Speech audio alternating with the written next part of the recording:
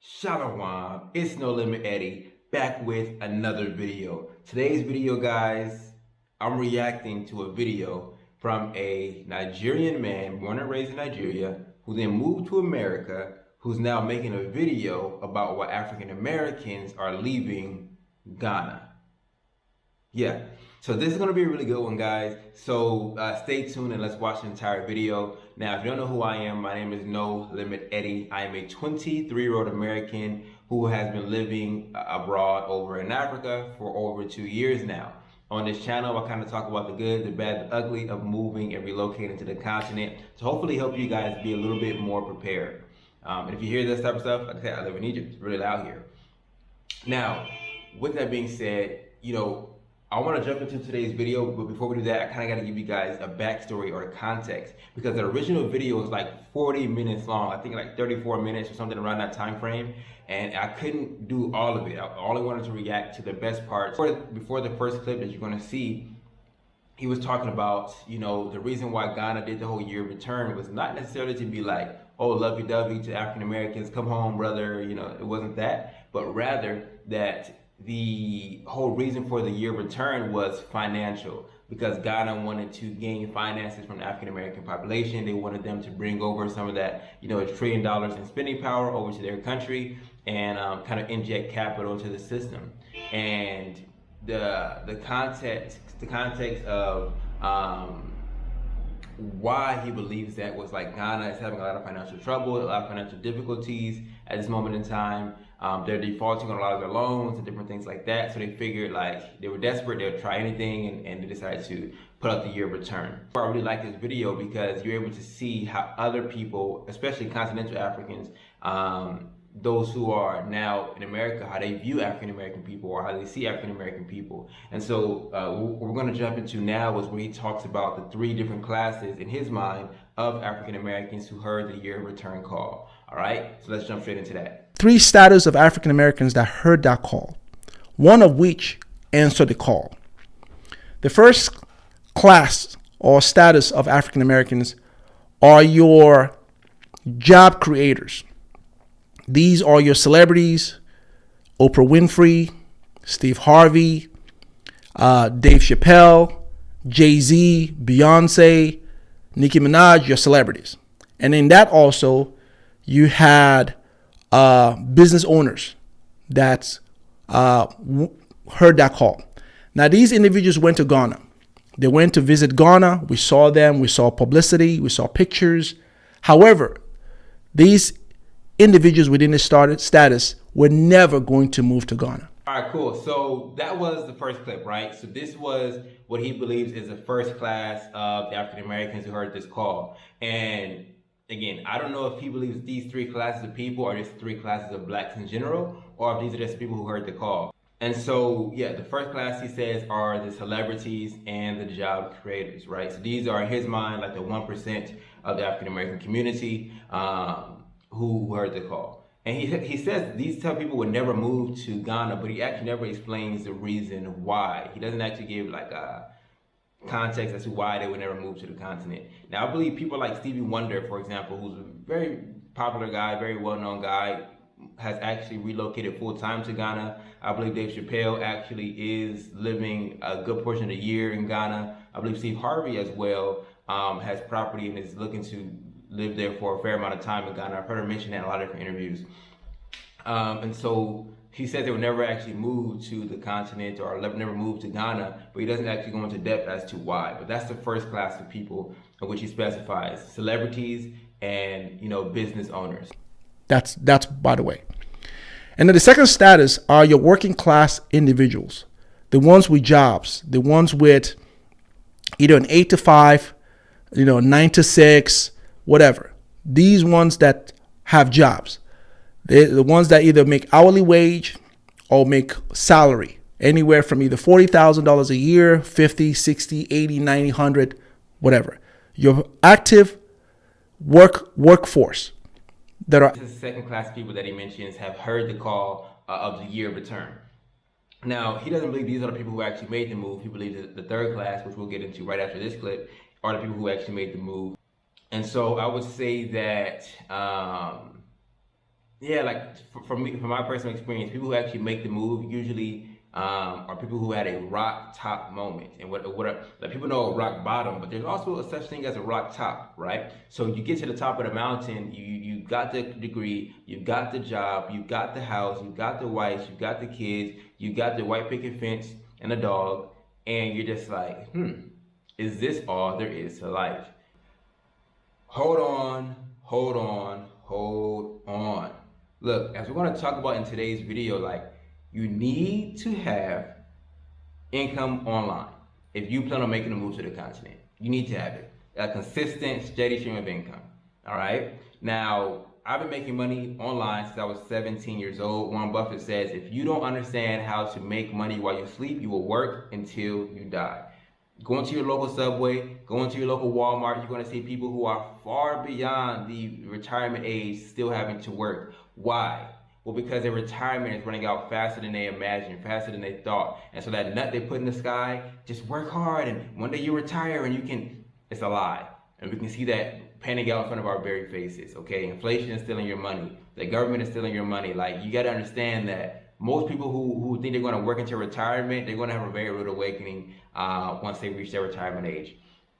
And so you need to learn how to create a stream of online income. You need to learn how to make money online, especially if you want to make the move to the continent. You know, again, to a lot of people, you can look back on my track record, look back on my track history when I came to the continent and how long I've been here. But a lot of people don't last even half the time that I do, and the reason why I'm able to be here because, like I said, I've been making money online since I was a youth. You know what I mean? Not even my own bank account. I had to use my mom's bank account to set up to the Etsy shop and all kind of stuff like that. Like, you know, but I want I want to teach you guys how to make money online. So if you want to learn how to replace your 9-to-5 job with an online business in the next 6 weeks, click the link in the description or go to nolimiteddy.com/opt-in. How am I able to give you a business in such a short period of time? Well, it's quite simple. You're going to be able to leverage my knowledge, my systems, my processes to go ahead and effectively, and also my team members, to effectively start an online business, right? A lot of you guys are buying courses, a lot of you guys are buying books, and you're buying a course and you're not following the course. You're buying a book, you're not even reading the book. You're taking no action on these things. You're getting into them and then you quit, okay? I believe the statistic is like only 13% of people who buy a course will actually follow it to the end, right? And out of those 13%, who knows what percentage of them actually take action, right? And so this is why this is a coaching program. You're gonna be working one-on-one with me to go ahead and make sure you realize your results, okay? And make sure you realize the game plan that is laid out for you, that you follow it, boom, boom, boom, boom, boom, boom, boom, all the way through. All right, so with that being said, nolimiteddy.com, or click the link in the description of today's video, sign up, watch a video, and then after that, book in a call to speak with me to see if this is the right fit for you. With that being said, let's go ahead and get back into today's video. Leaves you on the third status, the ones that really did make the move. These were your unemployed African Americans, the ones that have already dropped off the labor market. They weren't actively working in the labor market. And when I mean dropped off the labor markets, these weren't your W-2s and they were not your 1099s. Okay, when I mean 1099s, I'm talking about those who are 1099s with a brick and mortar store in the United States. They weren't going to move. Okay, I'm talking about these ones were your influencers. Basically, your social media sensation, your social media influencers who get their primary source of income from either YouTube, Instagram. However, it's a small market. And these are the ones that answer the call to Ghana. All right, so the third class of people that he mentions, and these are the ones he believes have made the call, were the social media influencers, right? Social media influencers. And people who had dropped off the job market, the unemployed individuals. Now, I think for me, language is really important, right? Like if I was to classify myself as one thing, I'd probably be a copywriter, and therefore I like to. But wording is very important, right? Wording is very important, and so it's interesting that he says the unemployed people. But if they are making their money, let's say from social media, why not just consider them to be self-employed people, right? Because that's what the IRS would consider you a self-employed person. If you're making income, and maybe you're not working for a regular brick and mortar, you don't have a traditional boss, you will be considered a self-employed person. And so this is just a slight bias, right? Slight bias that I would say could be corrected by simply going from unemployed to self-employed. Nuance of language. And so, yeah, that's the first thing I would say. But so when I first heard that the third class people, the social media influencers, I kind of felt that maybe in a way he was suffering from a neglected probability bias, right? Because I'm thinking, okay, so many people have came to the continent. There's no way that the majority of the people who made the move were those who were social media influencers, just because most people don't. The average person doesn't make money from social media, right? And so that was kind of my belief and my sentiment. And then on top of that, the majority of people that I met while, let's say when I was in Tanzania, which was a very, very popular destination for African American people. Egypt is not as popular with African Americans, like moving and relocating, but Tanzania definitely was. And that was thanks to influencers, of course. Played a large role in that. But the majority of people that I met were not social media influencers, especially not when they first made the move, especially not when they first came. I think a lot of people came to the continent without social media platform, without social media content that was meant to, let's say, be a source of income. A lot of people came and then eventually they started social media accounts. They started to document their journey, they started to share their process. I have seen that be a trend where people pop up with YouTube channels, but I actually came with a channel that was already monetized, already established, and I feel like I was in a minority in that case scenario. The number that has since been reported of these particular pocket of individuals that made that call, the number that's floating around is a total of about 1,500 of those that have since made the way to Ghana. But half of those have returned and have since returned back to the United States, and many also are following suit. Here's why they're... All right, now this was actually quite insane to me. Like only 1,500 people made the relocation move. This number, like when I heard this number, I was like, okay, wow, maybe it is possible that the majority of the people who did make the move were the social media influencers, that there's only 1,500 people who actually made that call, who actually made that relocation journey. But I'm actually very curious as to where is this number based upon? Like, is it based upon residency applications? Is it based upon like citizenship applications? Like, what is this number actually based upon, right? Because in 2021, Ghana had 623,000 people to visit the country, and I think more than 1,500 of them came with the intention to move. Right, Ghana is like the most popular African country with African Americans, one of the most popular ones, and so the fact that only 1,500, that the number floating around is only 1,500, it's like I feel a little iffy about that number. But again, I can't argue with it. I don't know where exactly. They source that number from, what exactly would entail somebody being counted as someone who heard the call. Is it somebody, like I said, is it residency applications, is it citizenship applications? I don't know, but the number does seem small. But if that's the number we're running with, then that's the number we're running with. Now, here are the challenges that these individuals found when they got to Ghana. First, the cost of living. The cost of living in a different country, never mind Ghana, when you move with very limited resources, as these particular ones have done, isn't going to sustain you month over month, year after year in a country when you don't have a steady stream of income. When I mean a steady stream of income, I'm talking about a W-2 coming through. If you move to a different country, and the idea that you're going to move to a country and start a business, which is the rhetoric you're hearing from a lot of these people, especially on the internet, is ridiculous. All right, so let's go ahead and get into this clip, right? So, couple points. Let's dissect all of them, right? Number one, it's very accurate. A lot of us, when we come to the continent, we do run into a surprise hits in the belt, by the cost of living, by how much money you're actually spending, by how quickly your cash can deplete itself. We run into that issue for sure. And that's one of the biggest, to me, one of the biggest reasons why people end up going back, is they end up having underestimated what they will be spending for a multitude of reasons. Sometimes people don't manage their money properly. That's another reason. And again, like you said, if you're not having consistent and steady income, you are going to be running into a wall eventually. Well, it's like a combination of things. Like if you're not making income, it's number one, and number two, you're not managing your money effectively. Like you're not like on top of your money, you're going to run into financial difficulties anywhere in the world, but especially in a foreign country. All right, because the system of support is just not there. By the way, you guys see my hat? Check it out, check it out. It's like edition number 1, prototype number 1. It's interesting that he says like a lot of the rhetoric that you hear is that people are going to start a business, which is something I talk about all the time. Like you cannot just up and start a business, especially if you were not a business owner in America. It's going to be 10 times more difficult to start a business in a foreign country, right?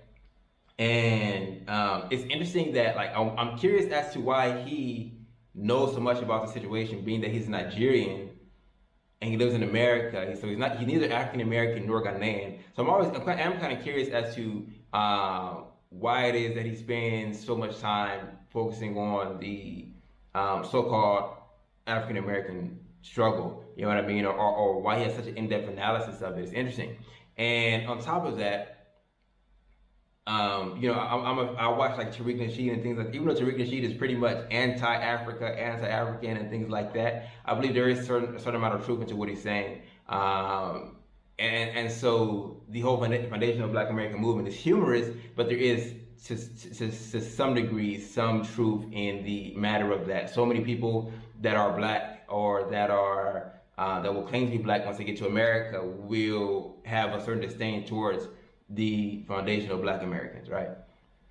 And so I am curious about that aspect. And so, like, how does he know all the rhetoric and things like that we speak, and why it's so interesting in such a topic? But regardless of all that being said, right? This point is spot on accurate. You need income coming in, and you need to stop the foolishness of I'm going to go start a business. Running a business and starting a business is not as easy as just this is what I want to do. This is how it's going to come. But I believe people are sort of dreamed that Africa's a land of opportunity. Come here, start a business selling sticks on a leaf, and you're gonna be a millionaire. Like people are just being fed, you know, hog oil, and they're believing it. And so I think that's the problem. Now, when they got to Ghana, they undoubtedly found that the cost of living in Ghana was very high, especially in Accra, was very, very high. But not only that, even those that lived in other cities in Ghana realized quickly that when they pay for rent, when they pay for electricity, when they pay for trash, for transportation, for food, you know, the everyday items we pay for, quickly ate through their limited funds that they were having. Here's what I would say right on this part. Like I said, a lot of people did come and try to like live off of savings. And one of my big beliefs is that you cannot save your way to Africa. You must earn your way to Africa, right? That's something that I truly believe. And so when people are moving to these different countries, this is not just Ghana, this is Tanzania, this is Gambia, this is all these other places. When you move to these different countries and you end up having what is called like lifestyle inflation, right? Like things become so cheap a lot of times that you end up spending more money on those same items, or you feel like, oh, well, I saved money here, so then you end up spending the money back on the back end. And so you're still spending like you're making American income, but you're no longer making American income, right? You're no longer, like he said, making that W-2 income, where it's just every week you're gonna get this payment, or every 2 weeks you're gonna get this payment. When you begin to still live like you're getting those payments, but you're not, your money tends to go out a little bit faster, right? And then on top of that, the people who made the move, they hadn't, a lot of times people who made the move, they hadn't shifted their mindset yet. And so their core belief is still time for money, time for money, time for money. And so the businesses that were being started were always consultation orientated businesses, right? They're always consultation orientated businesses. They were book a time, book an hour with me, and I'm going to talk to you about X, Y, Z. I'm gonna help you make the move. So maybe that was $50 an hour, $60 an hour. Maybe in the States we're making $12 an hour, $15 an hour, $20 an hour, whatever it was. And so they're like, oh, I'm making $60 an hour now. But it still was a time for money trap, right? And Warren Buffett says if you don't figure out how to make money while you sleep, you will work until you die. Selling consultations, and so as a result, you need people to want to continue to move here. So then you begin to make content correlated or relegated to painting a picture that is like so beautiful. It's so beautiful here. You got to move here. You're gonna love it here. People are so nice. And sometimes they were true, and sometimes they were half true. Sometimes they were full out lies, right? But that became their business model. That became how they ate. That became how they were feeding themselves and feeding their family. And so what ends up happening is they were in some ways incentivized to push content that promoted people moving and relocating to the country that they were in, even though it may not have been the best move for the individual person. And so while I do my best I have never sold consultations on this page or on this channel, because I feel like I said, there's a flaw within that business model. Number one, in trading time for money. I've been making money in my sleep since I was 17. This is why I was able to make the move at 21 and to sustain myself for this entire time. I'll be 24 here in the next few months. And so I've been making money in my sleep for a while. It's nothing new to me on that frame or that side of things. But the people who ran into trouble, they never figured out how to do that. There's always time for money trap. We were now in their land, eating off their resources and not contributing, which is essentially what happened. So now you have these 1,500 people, who half of them have come back, who did little to nothing to contribute to the economy of Ghana in terms of tax injection, paying taxes or any other way. Whatever they contributed was minuscule. Didn't really tip the scale because of the status of individuals that I told you came to Ghana. These are not your job creators. These are not your business owners in terms of real deep pocket individuals. So whatever they were coming in, it was not enough to really tip the scale. And so most of them really fed off and lived off the resources of the locals. And that's my belief is that a lot of African Americans who came didn't actually contribute very much to the economy of Ghana, right? And in fact, that this made the locals to resent them in a lot of ways. And so I understand that. So I'll talk about it from this perspective, right? So before, when people used to say, oh, the African Americans not contributing, African Americans not contributing, I used to feel a certain type of way. Like, how is it that, let's just assume if we run through the numbers, 1,500 African Americans were the ones who made the move. Now we know that in, I think, 2021, Ghana made $3.1 billion from tourism. Okay, $3.1 billion from tourism. I think a good portion of those tourists were people who wanted to move to Ghana, but maybe they didn't do the residency permit or whatever it was. Because I'm not sure where they got that 1,500 number from. But let's assume we only use those 1,500.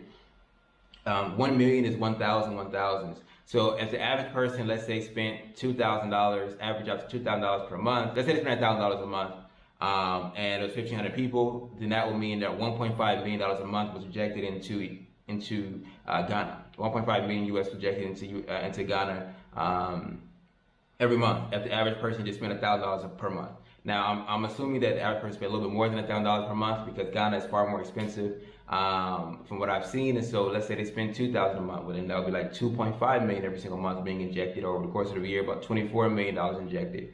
Now, to the point of the people that are coming, not necessarily being job creators and things like that. If we were to assume that to be true, then I can understand why local people will be upset and local people will be mad, right? Because inflation is caused by more money chasing the same goods and services. And so if people were to come over and spend money on the same goods and services that were already existing and didn't create or didn't add to the goods and services in the marketplace, then that will cause inflation, which does affect the local people, because now for the same goods and services they're having to spend more. Why? Because there's more demand for the exact same supply. Okay, so if the supply stays the same but demand goes up, the price goes up. And so if we were to come in and change the supply, you know what I mean, then it wouldn't lead to, let's say, inflation as I believe Ghana is experiencing at this moment in time. Different things like that is beneficial to add to the economy, right? So I agree with that point there. As far as this whole video, like I said, to me, it was one of the best videos from a non-foundational Black American who made a Why I Left Africa video, right? I think a lot of the points that I covered in this video were well nuanced. I think a lot of the points that I covered in this video, he made a good amount of sense. I think the video overall was a well done video. You know, and I think if people were to watch it, whether they were African American or African or whatever, they would be able to see a little bit more about kind of the problems, difficulties that African Americans run into when making the move over to the continent. With that being said, guys, hopefully you enjoyed today's video. I have a corporate junkie in the title, and also have the original video in the description as well. So go ahead and check it out if you so desire to do so. With that being said, see you guys in the next one. Y'all willing? Shalom.